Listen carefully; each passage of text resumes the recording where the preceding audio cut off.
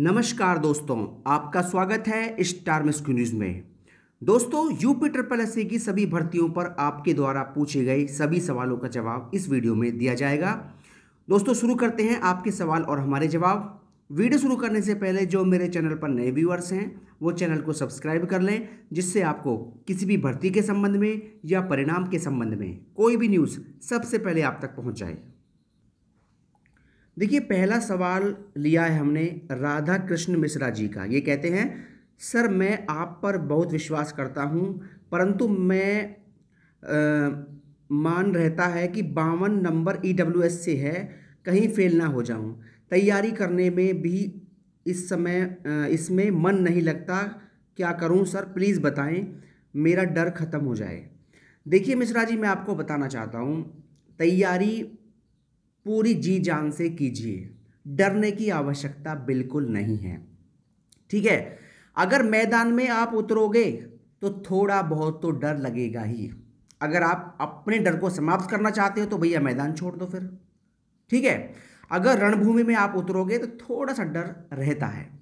देखिए, ज़्यादा डर अच्छी बात नहीं है। कहते हैं fear is not good for great. डर ज़्यादा होना सही नहीं है, लेकिन जो आदमी मेहनत करता है तो सफलता मिलेगी या नहीं मिलेगी, ये बातें दिमाग में चलती रहती हैं, और इन्हीं बातों को लेकर थोड़ा बहुत डर दिमाग में रहता है, सभी के रहता है, और थोड़ा बहुत डर रहना भी चाहिए। ठीक है, रणभूमि में उतरे हो, मैदान में उतरे हो तो भैया डर तो रहेगा ही। अगर डर झेलने की हिम्मत नहीं है तो आप मैदान छोड़ दीजिए, फिर डर आपका सारा खत्म। ठीक है, तो भैया मैदान में आप उतरे हो तो जी जान लगा के लड़िए और पूरा मेहनत से अपने लक्ष्य को प्राप्त करने का प्रयास कीजिए। लक्ष्य एक ना एक दिन आपको अवश्य मिलेगा। ठीक है, जी जान लगा दीजिए पूरी। देखिए, समय निकल जाने के बाद, जब आदमी का समय निकल जाता है नौकरी पाने का, तो वो केवल यही सोचता है कि काश उस समय पर मैं और ज़्यादा मेहनत कर लेता तो आज मेरा सिलेक्शन हो जाता। इसलिए ये समय आपके पास है, इसका पूरा उपयोग कीजिए। और एक बात मैं बहुत विशेष आपसे कहना चाहता हूँ। देखिए, एक चीज़ होती है स्मार्टली वर्क करना, क्या पढ़ें और क्या छोड़ें, ये दोनों बातें बहुत इंपॉर्टेंट हैं। और सबसे ज़्यादा इंपॉर्टेंट बात ये है कि हम क्या छोड़ें। ठीक है, देखिए, सारी चीज़ें पढ़ना समस्या का हल नहीं है, आपको चीज़ों को छोड़ना भी आना चाहिए। ठीक है, इसे कहते हैं स्मार्टली वर्क करना। कभी भी गलत चीज़ों को पढ़ने में टाइम वेस्ट बिल्कुल ना किया कीजिए। अगर आप चाहते हैं मुझे कम मेहनत में अधिक सफलता मिल जाए तो आपको स्मार्टली वर्क करना पड़ेगा। ठीक है, और तैयारी एग्जाम के अकॉर्डिंग ही आपको करनी है। किस तरह से एग्जाम में चीज़ें आती हैं उस तरह से आप तैयारी कीजिए, और जो बेकार चीज़ें हैं उनको पढ़ने में समय बिल्कुल वेस्ट ना कीजिए और सही चीज़ों को पढ़िए केवल, तो आपको सफलता 100% मिलेगी और निश्चित मिलेगी। ठीक है दोस्तों, और रही बात थोड़ा बहुत डर की, ये तो अगर आप मेहनत करोगे, आप इस चीज़ में घुसे हो गवर्नमेंट जॉब की तैयारी में, तो थोड़ा बहुत डर दिमाग में रहता ही है। ठीक है, ये कोई गलत बात नहीं है। ठीक है, आगे चलते हैं। अगला कमेंट है महेंद्र सिंह जी का। ये कहते हैं, एक्यूरेसी का फ़र्क पड़ेगा क्या सर नॉर्मलाइजेशन में? देखिए महेंद्र जी, आपको बताना चाहता हूँ, नॉर्मलाइजेशन में कभी भी एक्यूरेसी मैटर नहीं करती। ठीक है, नॉर्मलाइजेशन अगर मैं बताऊं एक मोटे तौर पे क्या होता है, जिस शिफ्ट में आपने परीक्षा दी है उस शिफ्ट के टॉप के जो छात्र होते हैं, 100 छात्र, 200 छात्र या 500 छात्र, उनका एवरेज स्कोर निकाला जाता है, और जिस शिफ्ट का एवरेज स्कोर जितना कम आता है उसी शिफ्ट को उतना ही हार्ड माना जाता है।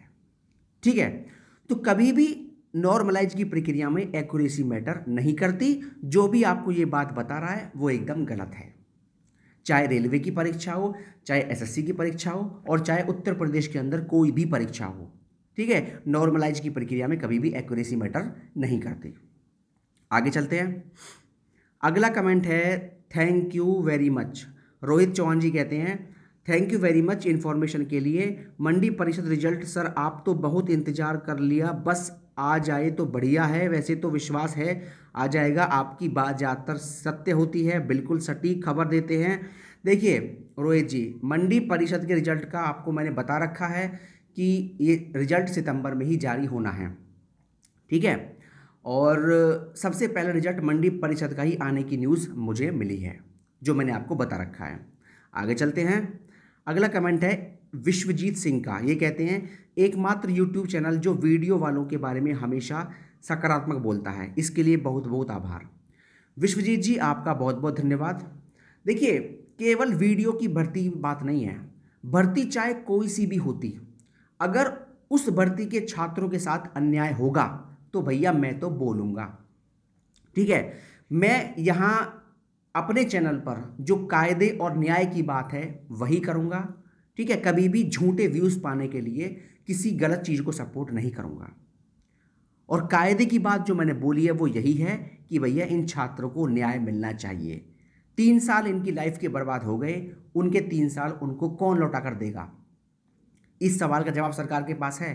किसी के पास नहीं है। और दोबारा परीक्षा भी होगी तो दोबारा परीक्षा होने का मतलब है कि फिर से 2 साल इनके बर्बाद होना निश्चित है। ठीक है, तो दोबारा एग्ज़ाम कराना समस्या का हल नहीं है और इनको न्याय मिले, बस मैं तो यही चाहता हूँ। और कोई सी भी भर्ती हो, अगर इस तरह से बच्चों के साथ अन्याय होगा तो आवाज़ हम सबको उठानी चाहिए। ठीक है, आगे चलते हैं। राघवेंद्र प्रताप जी कहते हैं, मंडी के लिए आपके 1 महीने से तुक्का मार रहे हो। आपने यही बात जुलाई में बोली थी कि मंडी का रिजल्ट 10 अगस्त तक आ जाएगा। फर्जी न्यूज़ देने में मज़ा आता है, आपको या पैसे मिलते हैं? अगर नहीं मालूम है तो मत बताओ, मैं आपकी हर वीडियो देखता हूँ। आप किस वीडियो का क्या बताए हो और आपकी कितनी सही होती है और कितनी गलत? राघवेंद्र जी, आपको बताना चाहता हूँ मैं, देखिए, यूपीएससी एक ऐसा आयोग बन चुका है जो अपनी बात पर खुद ही नहीं टिकता। अब आपने देख लिया होगा कि जो यूपीएससी ने अपना कैलेंडर जारी किया था, उस कैलेंडर में अगस्त के महीने में 4 परिणाम घोषित करने थे, लेकिन यूपीएससी ने मात्र 1 परिणाम ही घोषित किया। तो क्या आप यूपीएससी पर भी ऐसे इल्ज़ाम जाकर लगा सकते हो? क्या आप यूपीएससी पर धावा बोल सकते हो? क्या आप यूपीएससी के चेयरमैन को कोर्ट में खड़ा कर सकते हो कि भाई वो अपनी बात पर नहीं टिकते? तो जब आयोग ही अपनी बात पर नहीं टिकता तो इसमें हम क्या करें? अगर हमारी कुछ बात गलत हो भी जाती है तो आपको ऐसा नहीं बोलना चाहिए। ठीक है, देखिए, जो जानकारी हमें यूपीएससी कर्मचारी द्वारा मिलती है, बिल्कुल वही जानकारी आपको दी जाती है। जब यूपीएससी चेयरमैन अपनी बात पर नहीं टिकते, अपने कैलेंडर पर नहीं टिकते, वो खुद ही इतना झूठा आयोग बन चुका है, तो इसमें हमारी कोई गलती नहीं है। ठीक है, फिर भी अगर कुछ खबरें गलत हो जाएं तो उसके लिए माफ़ी चाहते हैं, बाकी आप यूपीएससी आयोग की हालत समझ सकते हैं। आगे चलते हैं। अगला कमेंट है, सर प्लीज़ बताएं क्या लेखपाल के लिए रीजनिंग, ग्राम परिवेश दोनों पढ़ना होगा? प्लीज़ बताएं सर, कितने नंबर में पूछ जाएगा? समझ में नहीं आ रहा है सर, बहुत कन्फ्यूजन है, प्लीज़ बताएं।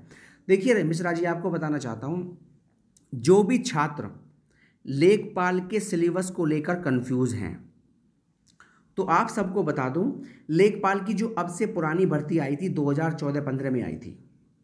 ठीक है, लेकिन अब जो लेखपाल की भर्ती आने वाली है उसमें पूरा पैटर्न चेंज होगा। ठीक है, यूपीएससी के जितने भी एग्ज़ाम हो रहे हैं या जितने भी होने वाले हैं, उनमें से कोई भी एग्ज़ाम पुराने पैटर्न पर नहीं होगा। सभी परीक्षाओं का सिलेबस यूपीएससी ने चेंज कर दिया है। जैसे आपने देखा होगा, जो वीडियो 2016 की भर्ती थी उसमें 80 नंबर का रिटन एग्जाम हुआ था और 20 नंबर का इंटरव्यू था, है ना। लेकिन जब 2018 की वीडियो का एग्जाम हुआ तो उसमें 100 नंबर का रीजनिंग कर दिया गया, 100 नंबर का आपका जीएस कर दिया गया और 100 नंबर का हिंदी कर दिया गया, उसमें आपका मैथ नहीं था। तो इसका मतलब यूपीएससी अपने सभी परीक्षाओं का पैटर्न और सिलेबस चेंज कर चुका है। अब पुराने समय में ग्रामीण परिवेश लेखपाल की भर्ती में आया था, वो बात अलग है। तो इसका मतलब ये नहीं है कि इस बार भी ग्रामीण परिवेश आएगा। ठीक है, लेकिन हाँ, ये बात कन्फर्म है कि आपका जीएस और हिंदी ये तो आपका रहने वाला है 100%, और आपका मैथ भी रहेगा। ठीक है, रीजनिंग और ग्रामीण परिवेश, इसमें आप कुछ दिन का वेट कर लीजिए, जैसे इसका ऑफिशियल नोटिफिकेशन आएगा आपको बता दिया जाएगा। ठीक है दोस्तों, ये हो गया आज का सेशन, आपके सवाल और हमारे जवाब। और अगर किसी भर्ती के बारे में कोई भी जानकारी आप चाहते हैं तो आप कमेंट बॉक्स में कमेंट कर सकते हैं, आपके सभी सवालों का जवाब दिया जाएगा। और किसी भी भर्ती के बारे में या परिणाम के बारे में कोई भी जानकारी मुझे मिलेगी, आपको सबसे पहले मेरे चैनल पर दे दी जाएगी। बहुत बहुत धन्यवाद दोस्तों। जय हिंद, जय भारत।